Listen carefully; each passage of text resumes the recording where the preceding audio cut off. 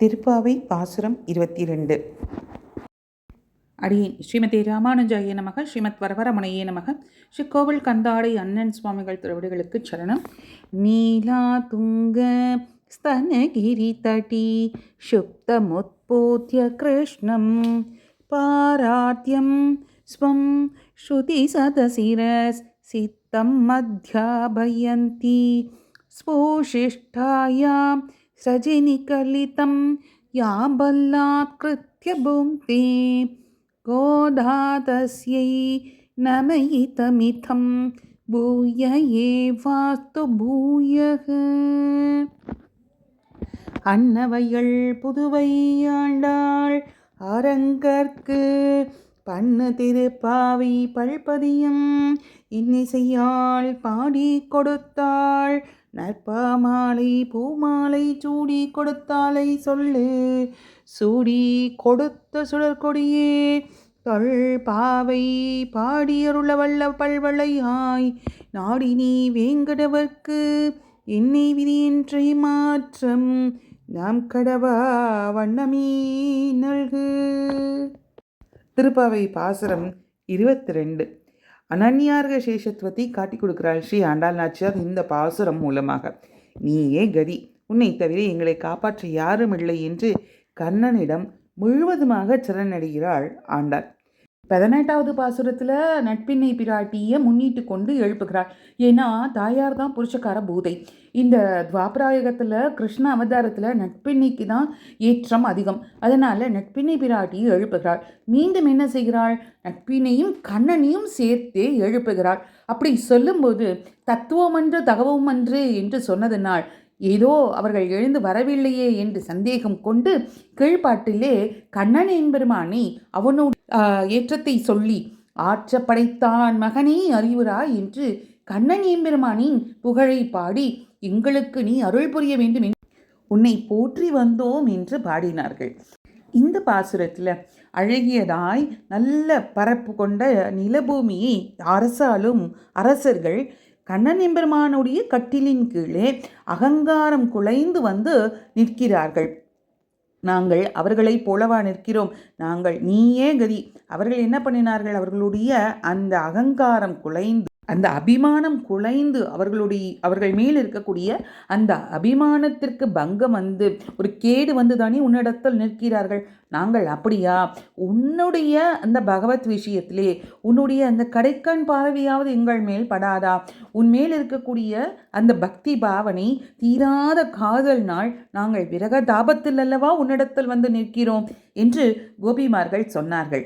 இந்த இடத்துல நம்ம ஒரு ஐதீகம் பார்ப்போமா? ஒரு நாள் பராசர பட்டர்கிட்ட அவருடைய சிஷ்யர் வந்து கேட்டாராம், இந்த ஜென்மத்தின் முடிவிலேயே மோட்சம் என்று சொல்லிக்கொண்டு சிலர் கட்டுச்சோறு கட்டி கொண்டு திரிவது எப்படி என்று கேட்டாராம். அதற்கு பட்டர் சொன்னாராம், அதில் அனுபவத்தி ஒன்றும் இல்லை. ஏன்னா பிரம்மாதிகள்லாம் என்ன செய்வார்களாம்? அவர்களுக்கு அந்த பதவிக்கு தகுந்த ஒரு அகங்காரம் இருக்கும். அதனால் அவர்களுக்கு பல பிறவி எடுத்து எடுத்து அந்த அகங்காரம் குறைஞ்ச பிறகுதான் மோட்சமாம். ஆனால் இங்கே இவர்கள் எப்படின்னா இயற்கையிலேயே தாழ்ச்சியுடையவர்களாக இருப்பார்கள். அதிகமாக அகங்காரம் இருக்காது. அதனால் அவனுடைய கையை கண்ணன் எம்பெருமான், அதாவது ஸ்ரீமன் நாராயணனுடைய பரம்பொருளின் கையை எதிர்பார்த்திருக்கிறதுனால ஒரு ஜென்மமே போதும் என்று பராசரப்பட்டர் விளக்கம் கொடுத்தாராம். இத்தை நினைத்தன்றோ ஆச்சாரிய சிரேஷ்டர்கள் என்ன பண்ணினார்கள்?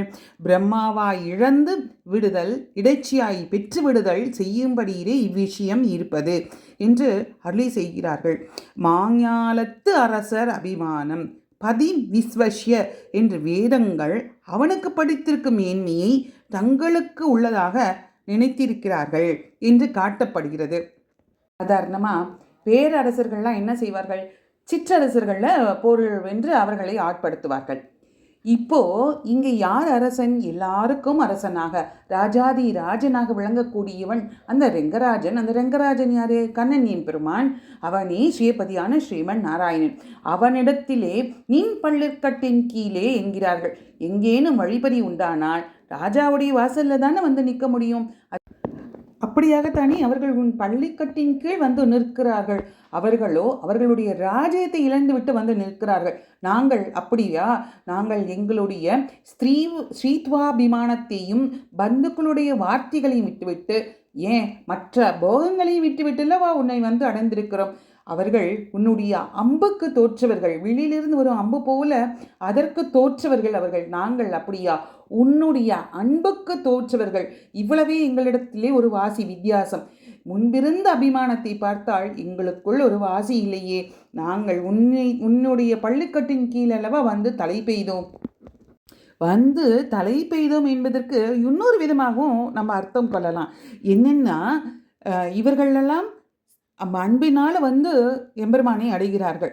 ஆனால் யோகிகள் முனிவர்கள்லாம் என்ன செய்கிறார்கள்? தவம் இருக்கிறார்கள் அவனை பார்க்க வேண்டும் என்று. ஆனால் இவர்களோ அவனை எளிதில் அந்த அன்பின் காரணமாக வந்து அடைந்து விட்டதாகவும் அதை கொண்டாடுவதாகவும் நம்ம எடுத்துக்கலாம். இப்படியாக நாங்கள் வந்தோமே, எங்களுக்கு உன் கடைக்கண் பார்வையை காட்டு. உன்னை அடைந்தோமொழிய ஏதாவது பலன் இப்போ வரைக்கும் கொடுத்துருக்கியா? இல்லையே, அதையும் குடேன் என்று கெஞ்சுகிறார்கள். கிங்கினிவாய் விழியாவோ, கண்ணும் செந்தாமரை கையும் அவை அடியோ அவையே, செந்தாமரை தடங்கன் செங்கனிவாய் செங்கமலம் செந்தாமரை அடிகள் என்கிறபடி உன்னை அடைந்தவுடன் உன் அடியாறு அனுபவிப்பது உன்னுடைய இந்த புண்டரிகாட்சன்னு சொல்லக்கூடிய அந்த செந்தாமரை கண்களை தானே. அந்த கண்ணழகை எங்களுக்கு காட்டுவாய். தனது பார்வை எப்படி இருக்க வேண்டுமாம்? கிங்கினிவாய் செய்த தாமரை பூ போலே செங்கன் சிறு சிறிதே எம்மேல் விழியாவோ. கிங்கினி அப்படிங்கிறது ஒரு பொம்மையெல்லாம் குழந்தைகளுக்கு கொடுப்பா இல்லையா? அந்த பொம்மையில் கிங்கினின்னு சத்தம் வரும். அந்த பொம்மையில் அதுக்குள்ளே இருக்கக்கூடியது சின்ன சின்ன ஒரு துகள்கள் மாதிரி இருக்கும்.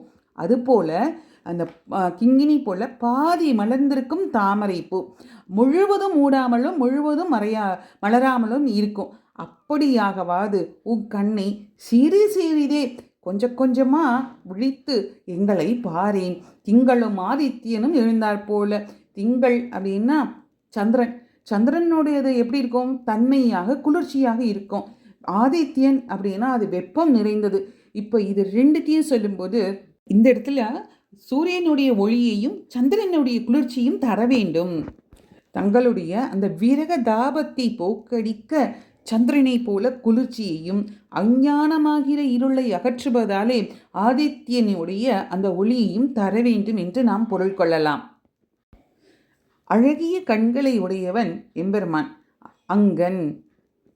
வால்மீகி பகவான் ஸ்ரீராமனுடைய அந்த கண்ணழகை சந்திரகாந்தானனம் ராமம், சந்திரனை போன்ற அழகிய முகத்தை உடையவன் ராமன் என்று போற்றுகிறார். அது உடனே என்ன செய்கிறார்? ஐயோ இல்லை தப்பா சொல்லிட்டோம். ஏன்னா சந்திரனை விட அதிகமான ஒரு ஒளியையும் பிரியதர்ஷனம் அவனிடத்திலே இருக்கு என்று சொன்னார்.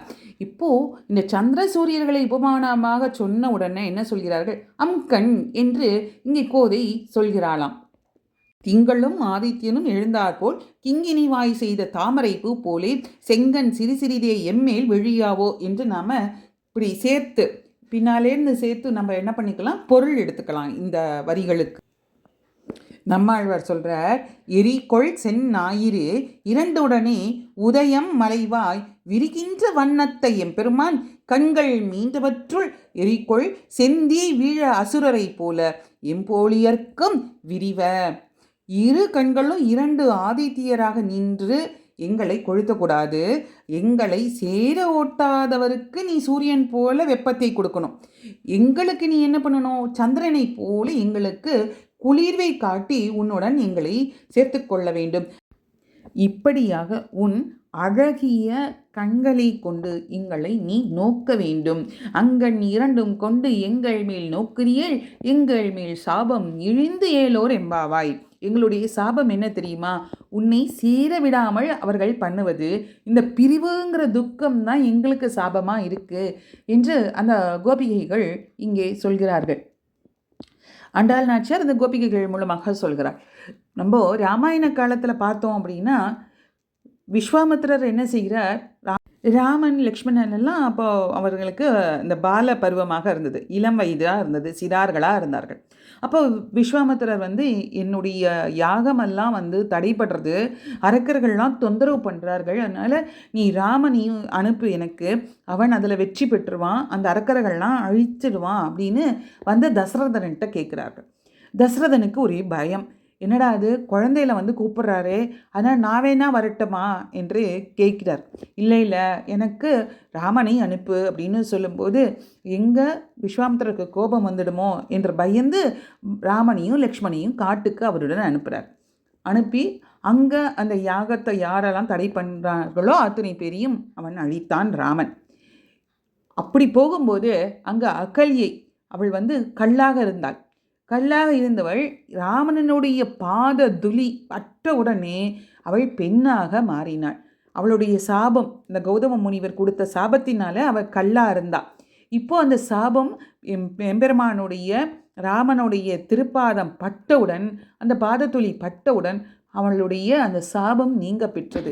அதுபோல் எங்களுடைய இந்த சாபமானது, இங்கே சாபம்னா யாரும் சாபம் கொடுக்கல, அந்த பிரிவுங்கிற துக்கத்தை நீ நீக்கி அருள வேண்டும் என்று ஆண்டாள் நாச்சியார் கோபிகைகள் சொல்லுவது போலே இங்கே நமக்கு காட்டி கொடுக்கிறாள்.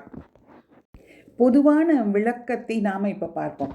அழகிய விசாலமான பெரிய பூமியை ஆண்ட அரசர்கள் நமக்கு மேற்பட்டவர் இல்லை என்னும் அகங்காரம் அடங்கி உன்னிடத்திலே நீ பள்ளி கொண்டிருக்கக்கூடிய அந்த கட்டலுக்கு பக்கத்திலே திரளாக நிற்கிறார்கள். நாங்களும் உன்னை அணுகப் பெற்றோம். கிங்கினியின் வாய்ப்போலே, அதாவது இந்த கிளுகிழப்பை குழந்தைகளுக்கெல்லாம் காட்டக்கூடிய அந்த கிளுகிழப்பை வாய்ப்போல பாதி மலர்ந்த தாமரை புஷ்பத்தை போல சிவந்திருக்கும் உன்னுடைய கண்கள், அதனாலே நீ சிறிதாக எங்கள் மேல் உன்னுடைய கருணை பார்வையை செலுத்து. சூரியனும் சந்திரனும் உதித்தாற்போல் அழகிய 2 கண்களாலும் நீ எங்களை கடாட்சித்தாள். எங்களுடைய இந்த துன்பம் அழிந்துவிடும். இந்த பாசுரத்திலிருந்து நம்ம என்ன தெரிந்து கொள்ளலாம்? பாகவதர்கள் என்ன பிரார்த்தனை செய்துக்கணும் அடியார்கள் நம்மோ அப்படின்னா, பகவானே நீயே உபாயம், அந்த ஞானத்தை நீ கொடுக்க வேண்டும். எங்களுக்கு இருக்கக்கூடிய தேகம் இருக்கே, இதுதான் ஆத்ம அபிமானம் என்று நினைத்து கொண்டிருக்கிறோம். தேகாத்ம அபிமானத்தை நீ போக்கி அருள வேண்டும். உனக்கு செய்யும் அந்த உகந்த காரியத்தை அதுலேயும் நாங்கள் ஈடுபடணும்னா அதுக்கு உன்னுடைய கருணா கடாட்சம் தேவை. அதனால் சிறிதாகவாது எங்கள் மேல் உன்னுடைய அந்த கண் பார்வையை செலுத்து. உன்னை இழந்திருந்த அந்த துன்பம் நீங்க வேண்டும் என்று பிரார்த்தித்து கொள்ள வேண்டும். அவன் கடாட்சமே ஒருங்கே சுகரூபமாய் அஞ்ஞான நிவர்த்தமாகவும் இருக்கும் அப்படிங்கிறதான் இதனுடைய உள்ளார்ந்த அர்த்தம். இந்த நாள் பாசுரத்தை அனுசந்திப்போம். அங்கன் மாஞாலத்து அரசர் அபிமான பங்கமாய் நின் பள்ளி கட்டி கீழே சங்கம் இருப்பார் போல் தலை பெய்தோம். கிங்கினி வாய் செய்த தாமரை பூ போலே செங்கன் சிறிதே எம்மேல் விழியாவோ. திங்களும் ஆதித்யனும் எழுந்தாற்போல் அங்கன் 2 கொண்டு எங்கள் மேல் நோக்குதியேள். எங்கள் மேல் சாபம் எழுந்தேலோர் எம்பாவாய். இந்த பாசுரத்தில் நம்ம தெரிஞ்சுக்க வேண்டிய திவ்ய தேசம் திருமாலிரும் ஜோலை. அழகிய தமிழில் கிருஷ்ணனுடைய அழகிய கண்களை அற்புதமாக வர்ணித்து அனன்யாக சேஷத்துவத்தை நமக்கு காட்டி கொடுக்கிறாள் ஸ்ரீ ஆண்டாள் நாச்சியார். ஸ்ரீ ஆண்டாள் நாச்சியார் திருவடிகளே சரணம். அனைவருக்கும் நமஸ்காரம்.